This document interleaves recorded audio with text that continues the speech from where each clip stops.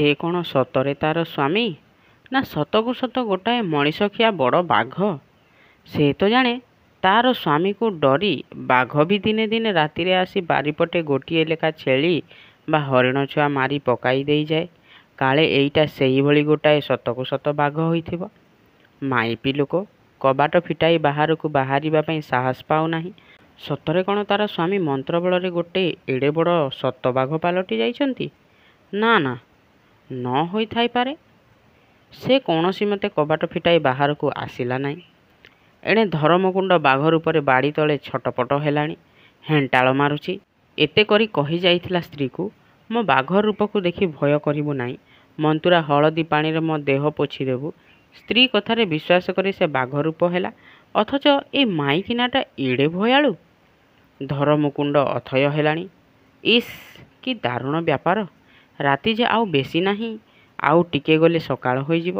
ସେ ଆଉ ବାଘରୁ ମଣିଷ ହୋଇପାରିବ ନାହିଁ ନା କ'ଣ? ଅବଶ୍ୟ ସେଇ ହଳଦୀ ପାଣିରେ ପରଦିନ ବି ଯଦି ତାକୁ ପୋଛି ଦିଆଯାଏ, ତେବେ ବି ସେ ପୁଣି ମଣିଷ ପାଲଟି ଯାଆନ୍ତା। ମାତ୍ର ଏ ତ ମୂଳରୁ ଭୟ କରୁଛି ଏତେ। ଧରମକୁଣ୍ଡ ସ୍ତ୍ରୀକୁ ବୁଝାଇବା ପାଇଁ ପାଟି ଖୋଲିଲା, ମାତ୍ର ହାୟ, ମଣିଷର ବୁଦ୍ଧି ଥିଲେ ବି ବାଘର ଜିଭ ମଣିଷ ଭଳି କଥା କହିପାରେ ନାହିଁ। ତେଣୁ ସେ ଖାଲି ଗର୍ଜନ କଲା, ଘାଉଁ ଘାଉଁ ହୋଇ ଭୂଇଁକୁ ରାମ୍ପୁଡ଼ିଲା, ଘର କାନ୍ଥକୁ ନଖରେ ବିଦାରିଲା, ଝରକା ବାଡ଼କୁ ହାତରେ ଦୋହଲାଇଲା ଏବଂ ଘର ଭିତରକୁ ମୁହଁ ଦେଖାଇ ଘାଉଁ ଘାଉଁ ହେଲା। ମାତ୍ର ସବୁ ବୃଥା। ତା ସ୍ତ୍ରୀ କ୍ରମେ ଏସବୁ ଦେଖି ବେଶୀ ବେଶୀ ଭୟାର୍ଦ୍ଧ ହୋଇ ଉଠିଲା ଏବଂ ଆଉ ଝରକା ବାଟେ ମୁହଁ ଦେଖାଇ ପଦାକୁ ନ ଚାହିଁ ସେ ଖଟ ତଳେ ଲୁଚି ବସିଲା। ବାଘ ଧରମକୁଣ୍ଡ ଏଥର ରାଗିବାକୁ ଲାଗିଲା। ରାତି ପାହି ଆସିଲାଣି। ହେଇ କୁଆମାନେ ବୋବେଇବାକୁ ଆରମ୍ଭ କଲେଣି। ତା'ର ଇଚ୍ଛା ହେଲା, ସେ ଯଦି ତା ସ୍ତ୍ରୀକୁ କୌଣସି ପ୍ରକାରେ ହାବୁଡ଼ି ପାଆନ୍ତା, ତେବେ ତା ତଣ୍ଟି ଚିପି ରକ୍ତ ପିଇଯାଆନ୍ତା। ଧରମକୁଣ୍ଡ ହିଂସ୍ର ହୋଇ ଉଠିଲା। ନିଶ ଫୁଲାଇ ସେ ଖାଲି ଏଣେ ତେଣେ ଧାଇଁବାକୁ ଲାଗିଲା। ବାଡ଼ିରୁ ଗଛ ଲତା ଉପାଡ଼ି ପକାଇଲା, ହୁଙ୍କାର କଲା। ତା'ର ବାଘର ପଞ୍ଜରା ତଳେ ମଣିଷର ଆତ୍ମା ଚିତ୍କାର କରି ଉଠୁଛି। ଓଃ, ସେ ଶୀଘ୍ର ମଣିଷ ହେବାକୁ ଚାହେଁ। କେତେ କଷ୍ଟରେ ସେ ମଣିଷ ହୋଇଥିଲା, କେତେ ଯୋନିରେ ଜନ୍ମ ହୋଇ ହୋଇ କେତେ କାଳରେ ମଣିଷ ଯୋନିରୁ ସେ ଧରମକୁଣ୍ଡ ରୂପରେ ପୃଥିବୀକୁ ଆସିଥିଲା। କେତେ ବିଦ୍ୟା ସାଧିଥିଲା, କେତେ ସୁଖ ଭୋଗିଥିଲା, କେତେ ଭାବ ଭାବିଥିଲା। ଗଲା, ସବୁ ଗଲା। ନା ନା, ସେ ମଣିଷ ହେବ। ସେ ମଣିଷ ହେବାକୁ ଚାହେଁ। ସେ ବାଘ ରୂପରେ ଆଉ ବେଶୀ ସମୟ ରହିପାରିବ ନାହିଁ। ହଁ ହଁ, ସେ ଏ ବାଘ ଜୀବନରୁ ମୁକ୍ତି ଚାହେଁ। ମୁକ୍ତି, ମୁକ୍ତି। ଓହୋ, ଓଃ, ଓଃ। ତା'ର ଜଳନ୍ତା ବାଘ ଆଖି ଭିତରୁ ମଣିଷର ଲୁହ ବୋହିଲା। ସେ କି ଆଉ ମଣିଷ ହୋଇପାରିବ ନାହିଁ? ରାତି ପାହି ଆସିଲାଣି। ଆଉ 5 ମିନିଟ୍। କୁଆ ବୋବାଇଲେଣି। ବାଘର ଶରୀର ଭିତରେ ଧରମକୁଣ୍ଡର ମଣିଷ ଆତ୍ମା ଖାଲି ଛଟପଟ ହେଉଛି। ହାୟ, ସେ କି ଆଜିଠାରୁ ଖାଲି ବାଘଟିଏ ହୋଇ ରହିବ?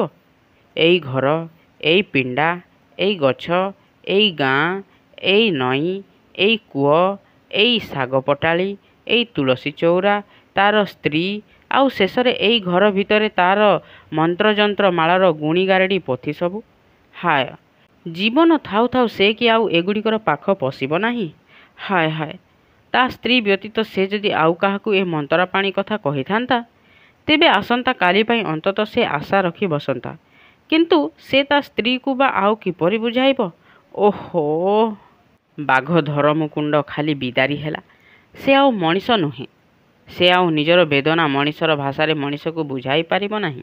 ବାଘ ରୂପରୁ ପୁଣି ମଣିଷ ରୂପକୁ ଫେରି ଆସିବାର ମନ୍ତ୍ର ସେ ଆଉ କାହାକୁ ଶିଖାଇ ପାରିବ ନାହିଁ। ସେ ବ୍ୟୁହ ମଧ୍ୟରେ ଫସିଗଲା। ମାତ୍ର ଏ ବ୍ୟୁହ ମଧ୍ୟରୁ ତାକୁ କିଏ ମୁକୁଳାଇବ? ଓଃ, ସେ କି ଆଉ ମଣିଷ ହେବ ନାହିଁ, ସେ ବାଘ। ରାତି ପାହିଗଲା। ଧରମକୁଣ୍ଡ ଶେଷ ଥର ପାଇଁ ଚେଷ୍ଟା କଲା। ହେଣ୍ଟାଳ ମାରି, ଗର୍ଜନ କରି, ଲାଞ୍ଜ ପିଟି, କୁଦା ମାରି ସେ ତା'ର ଘର ଚାରିପଟେ ବୁଲିଆସି ଝରକା ପାଖେ ଆସି କଟାଳ କଲା। କେତେ ଅନୁନୟ ବିନୟ ହେଲା। ସ୍ତ୍ରୀକୁ କେତେ ନିର୍ଭୟ ବାଣୀ ଶୁଣାଇଲା, କେତେ ଅଶ୍ରୁଳ ନିବେଦନ ଜଣାଇଲା। ମାତ୍ର ସବୁ ବୃଥା। ତା'ର ସମସ୍ତ ମଣିଷ ଭାବ କେବଳ ପ୍ରକାଶ ପାଇଲା ବାଘର ଭୟଙ୍କର ଗର୍ଜନ ତର୍ଜନ ଓ ଡିଆଁ ଡେଇଁରେ। ତା ସ୍ତ୍ରୀ ଶେଷ ଥର ପାଇଁ ଝରକା ପାଖକୁ ଆସିଲା। ରାତି ପାହି ଆସିଲାଣି। ତଥାପି ଅନ୍ଧାର ଅଳ୍ପ ଅଛି ଦେଖିଲା। ବାଘଟା ତାରି ଆଡ଼କୁ କଟମଟ କରି ଚାହିଁ ଝରକା ଆଡ଼କୁ ମାଡ଼ି ଆସୁଛି। ଧରମକୁଣ୍ଡ ତା'ର ବାଘ ଆଖିକୁ ନିଜ ସ୍ତ୍ରୀ ଆଖି ସଙ୍ଗେ ମିଳାଇଲା। କେଡ଼େ ବିକଳ ହୋଇ ସେ ଘାଉଁ ଘାଉଁ ହେଲା। ସାହସ ଧରି ତା ସ୍ତ୍ରୀ ହଳଦୀ ପାଣି କଂସାକୁ ହାତରେ ଧଇଲା। ଧରମକୁଣ୍ଡ ଆନନ୍ଦରେ ଅଧୀର ହୋଇ ଉଠିଲା। ଲାଞ୍ଜ ଟେକି ସେ ଖାଲି ଝରକାର ବାଡ଼ ଧରି ଝରକାରେ ମୁହଁକୁ ଘଷିଲା ଆଉ ଘାଉଁ ଘାଉଁ ହେଲା। ଆସ ଆସ ଆସ ମୋ ରାଣୀ ପରା, ଭୟ ନ କରି ବାହାରକୁ ଆସ, ଆସ ଆସ, ଜଲ୍ଦି ଆସ, ରାତି ପାହି ଆସିଲାଣି, ଜଲ୍ଦି ଆସ, ହଳଦୀ ପାଣିରେ ମୋ ଦେହ ପୋଛି ଦିଅ। ଓଃ, ଆସ ଆସ ଆସ, ତୁମ ଗୋଡ଼ ଧରୁଛି, ଆସ ଆସ ମାତ୍ର। ହାୟ!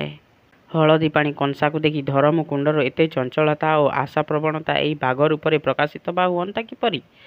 ତାର ସ୍ତ୍ରୀ ଭୟରେ ବୁଦ୍ଧିଶୂନ୍ୟ ହୋଇ କିଛି ଆଗପଛ ନ ବିଚାରି ସେଇ ଝରକା ପାଟେ ମନ୍ତୁରା ହଳଦୀ ପାଣି କଂସାକ ତା ଉପରକୁ ଫୋପାଡ଼ି ଦେଲା।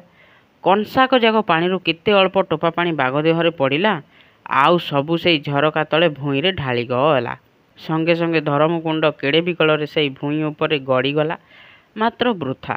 ବାଲି ଜାଗାରେ ପାଣି ସବୁ ବାଲି ପିଇ ଯାଇଥିଲା। ପୂର୍ବ ଦିଗରେ ପ୍ରଭାତର ସୂଚନା, ସୂର୍ଯ୍ୟୋଦୟର ଆଭାସ ଦେଖାଗଲା।